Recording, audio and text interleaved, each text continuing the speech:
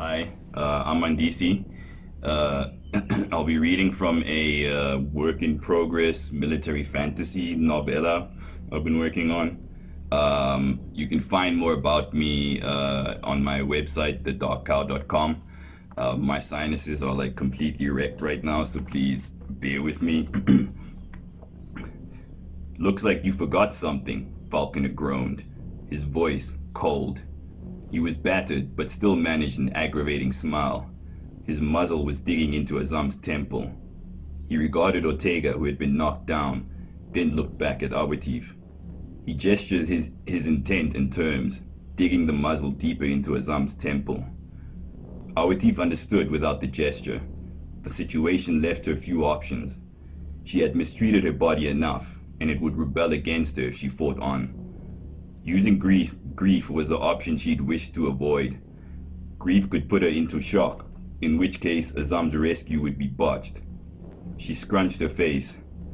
Perhaps if she just used enough to paralyze the man, not kill him. Just enough to weaken him and maintain her awareness. Where? Where would it come from? Her senses explored the possibilities around her. The search was not long.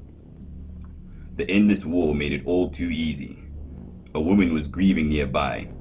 She didn't bother to think about why. That only made the process worse. Best to blank and just siphon what you needed. She applied the emotion subtly, making sure not to lose control. Falconer felt his heart palpitate wildly, and then clench. Terrors of his previous lives congealed into a giant and grotesque hand. The fingers wrapped around him, crushed him. His body slumped and he gripped his chest where it pained. The nightmare realm was affecting his reality. His weapon trembled and fell from his hands. The hand thrust him to his knees. He was trapped in misery, and the tears came. He wished for death.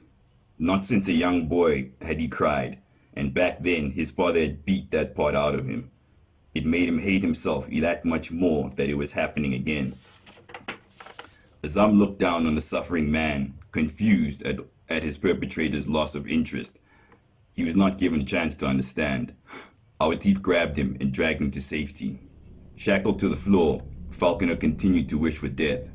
Ortega found him fetal on the floor, mumbling in tongues.